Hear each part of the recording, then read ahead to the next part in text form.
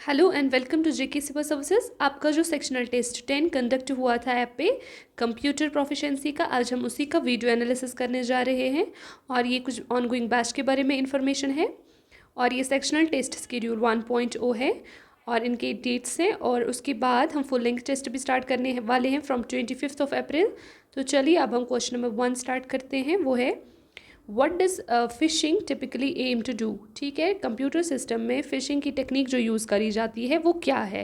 Is it to protect a system from malware, is it to encrypt data, steal sensitive information via fake websites और emails, और speed up internet connection. ठीक है, इसका जो सही answer रहेगा वो रहेगा steals sensitive information via fake websites और ईमेल्स। जो फिशिंग टेक्निक है ना, ये एक साइबर क्राइम है जिसको अटैकर्स यूज़ करते हैं इंडिविजुअल्स को ट्रिक करने के लिए इनटू सो दैट वो रिवील करे हमें सेंसिटिव इन्फॉर्मेशन या लाइक पासवर्ड्स और क्रेडिट कार्ड डिटेल्स। ठीक है, और ये जो फिशिंग अटैकर्स होते हैं ये टिपिकली ईमेल को ही यूज़ करते हैं या टेक्स्ट मैसेजेस को यूज़ करते हैं जो हमें लगता है कि ये किसी ट्रस्टेड सोर्स से आ रही है, लेकिन वो ऑथेंटिक सोर्सेज नहीं होते हैं। लाइक हमें जब भी वो भेजते हैं तो हमें लगता है कोई क्लोज कंटैक्ट हमारा है, उसकी वजह से ये मेल आया है, ये टेक्स्ट आया है, या किसी सोशल मीडिया प्लेटफॉर्म से आया है जहाँ पे हम जॉब्स को सर्च करते हैं, लेकिन ये कम्प्लीटली अनट्रस्टेड सोर्सेज होते हैं। और फिशिंग के साथ और एक टेक्निक यूज़ करी जाती है same like that of fishing, उसको हम विशिंग बोलते हैं। ठीक है, तो ये भी सेम एक फिशिंग प्रोसेस ही होती है, लेकिन इसका जो मीडियम होता है तो वो खाली होता है टेलीफोन। ठीक है, या इसको हम दूसरा नाम भी बोलते हैं कि वॉइस और voice over internet protocol phishing. ठीक है, moving to question number 2, that is Dadish feature of email lets you add your name and contact information automatically at the bottom of every mail।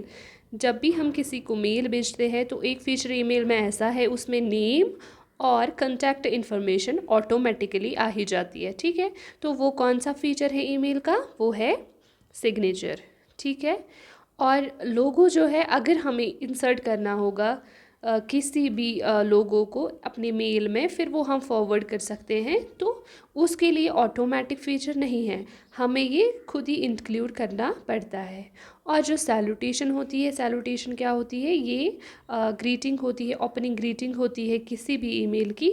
जैसे हम बोलते हैं हाय पहले लिखते हैं या हेलो लिखते हैं। ठीक है, तो ये ओपनिंग ग्रीटिंग होती है जिसको हम सैल्यूटेशन बोलते हैं, ये भी फीचर है ईमेल का।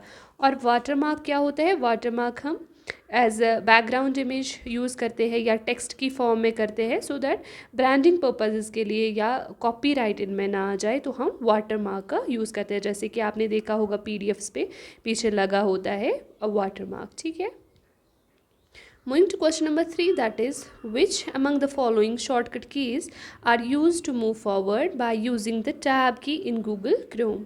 Google Chrome में हम टैब की को यूज़ करते हैं किसी और की के साथ। ठीक है, तो वो कौन सी शॉर्टकट की है जिससे हम मूव फॉरवर्ड करते हैं। ठीक है, तो इसका जो सही आंसर रहेगा वो रहेगा कंट्रोल टैब। ठीक है, और ऑल टैब की फंक्शन भी देखते हैं, जब भी हमें क्विकली स्विच करना पड़ता है बिटवीन ओपन एप्लीकेशंस या विंडोज़। ठीक है, तो तब हम ऑपरेटिंग सिस्टम में, तो तब हम ऑल टैब का यूज़ करते हैं।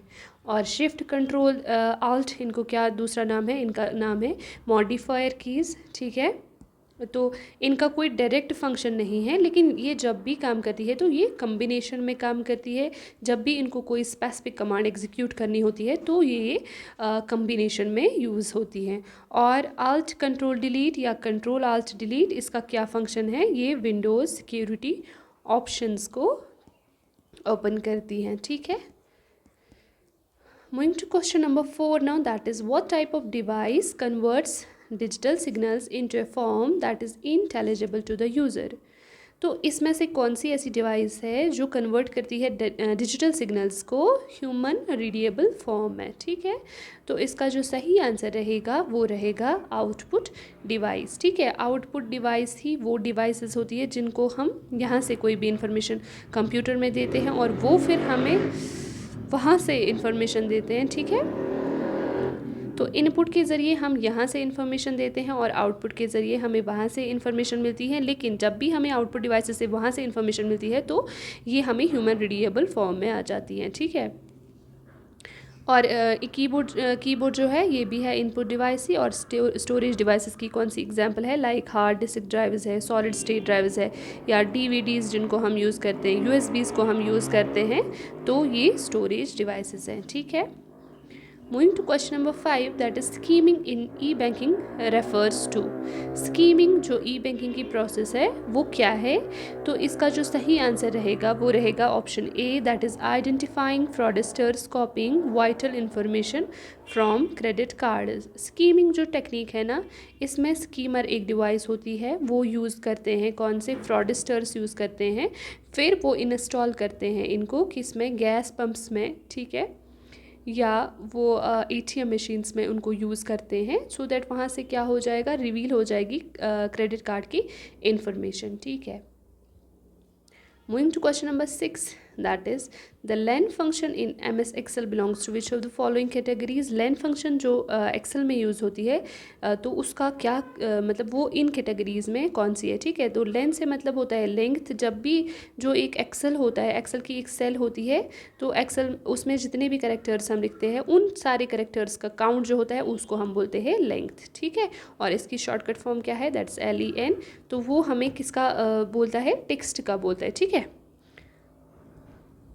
Moving to question number 7, that is RS-232 is a parallel bus for data communication, serial bus for data communication, modem और interrupt controller। इसका जो सही आंसर रहेगा वो रहेगा सीरियल बस फॉर डेटा कम्युनिकेशन। जो RS है तो recommended standard for 232 for serial बस डेटा कम्युनिकेशन, यानी कि ये एक प्रोसेस है जिससे हम सेंड करते हैं डेटा को सीक्वेंशियली ओवर ए कंप्यूटर बस, ठीक है। और डेटा को जब भी ट्रांसमिट किया जाता है इसमें सीरियल बस में, तो वो किया जाता है बिट बाय बिट।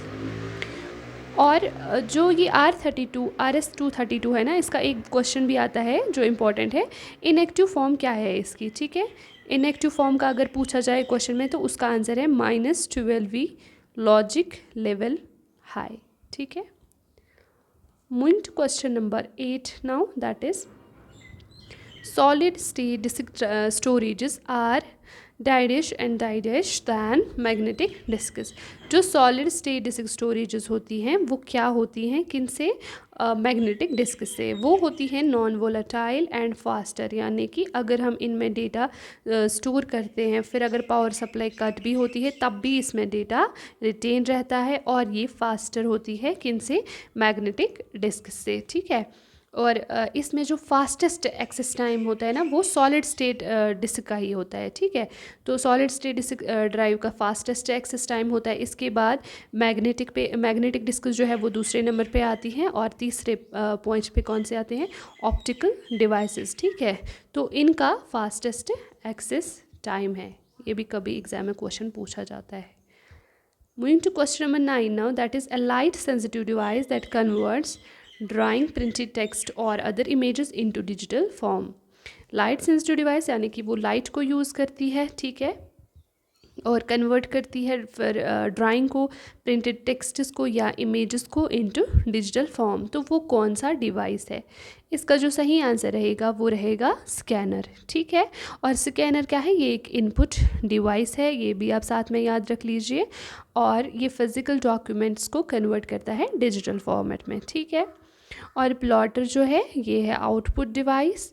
तो इसमें इसको दूसरा नाम ग्राफिक्स प्रिंटर भी बोलते हैं, जो ड्रॉ करता है इमेजेस को विद इंक पेन्स, ठीक है। और जो कीबोर्ड है ये भी एक इनपुट डिवाइस ही है, जिसमें हम डेटा को यहाँ से कंप्यूटर में इंसर्ट करते हैं। और OMR क्या है, ये है ऑप्टिकल मार्क रिकग्निशन। इससे ह्यूमन की जो ह्यूमन मार्क डेटा जो होता है वही कैप्चर होता है, ठीक है। Moving to question number 10 now, that is what language does a browser typically interpret to display information from World Wide Web, ठीक है। वर्ल्ड वाइड वेब में कौन सी लैंग्वेज ब्राउज़र यूज़ करता है सो दैट इंफॉर्मेशन हमें वहाँ से शो करे वो, सॉरी। तो कौन सी ऐसी लैंग्वेज है, इसका जो सही आंसर रहेगा वो रहेगा HTML, that is hyper text markup language. और यही स्टैंडर्ड लैंग्वेज है जिससे इंटरप्रेट करते हैं, इंफॉर्मेशन डिस्प्ले करते हैं वर्ल्ड वाइड वेब पे। तो इसके साथ जो बाकी ऑप्शंस है वो है मशीन कोड। तो मशीन कोड ये चारों ऑप्शंस जो हैं ये लैंग्वेज प्रोग्राम ही है। और जो मशीन कोड है ये लोवेस्ट लेवल प्रोग्रामिंग लैंग्वेज है। इसमें बाइनरी नंबर्स यूज़ होते हैं 0 और 1, ठीक है। और जो असेंबली लैंग्वेज होती है ये भी लो लेवल लैंग्वेज प्रोग्राम ही होती है, जो अलो करती है प्रोग्रामर्स को इंटरेक्ट करना डायरेक्टली विद कंप्यूटर्स, ठीक है, कंप्यूटर के हार्डवेयर के साथ। और ये भी लो लेवल लैंग्वेज प्रोग्राम ही है। और जो C++ है ये हाई लेवल प्रोग्रामिंग लैंग्वेज है।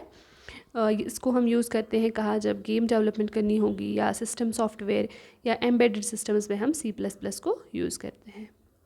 Moving to question number 11 now, that is front end processor is a DAD specifically designed to handle the communications processing task। communication processing task को front end processor की ज़रूरत पड़ती है, ठीक है। तो वो कौन सा इसमें एलिमेंट है या कौन सा ऐसा डिवाइस है जो यूज़ होता है हैंडल करने के लिए कम्युनिकेशन प्रोसेसिंग टास्क को, ठीक है। इसका जो सही आंसर रहेगा वो रहेगा CPU, क्योंकि CPU ही है जो प्रोसेसिंग यूनिट है और इसी से प्रोसेसिंग होती है। और फ्रंट एंड प्रोसेसर भी एक CPU ही है, ठीक है। और ALU क्या करता है, ये जो CPU है इसके ये 3 पार्ट्स है। ALU है कंट्रोल यूनिट है और इसके साथ साथ मेमोरी यूनिट भी है। जो ALU है ये परफॉर्म करता है arithmetic and logical operations.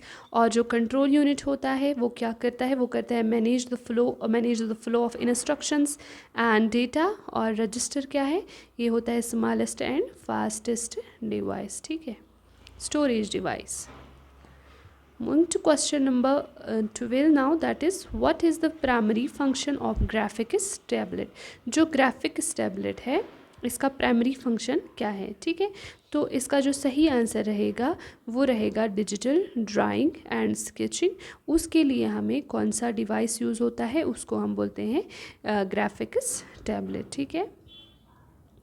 Moving to question number 13, that is which of the following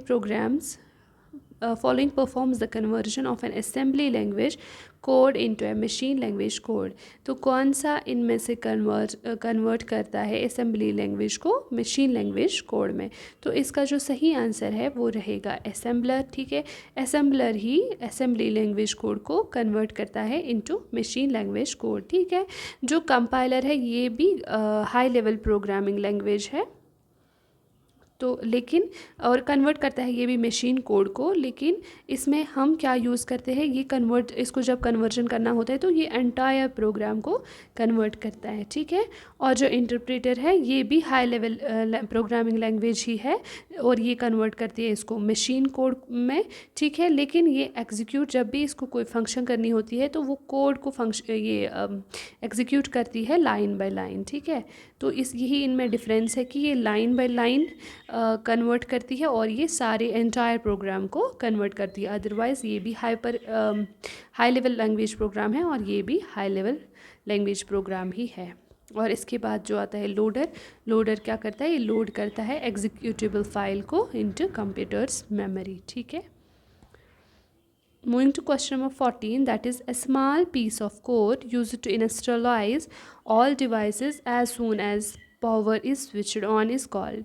जब भी हम किसी कोड को यूज़ करते हैं, मतलब कौन सा ऐसा कोड है जिसको हम जब भी हम पावर को ऑन करते हैं कंप्यूटर सिस्टम में तो वो सारी डिवाइसेस को स्टार्ट करता है, ठीक है। तो उस प्रोसेस को क्या बोलते हैं, उसको बोलते हैं हम बूट स्ट्रैप, ठीक है।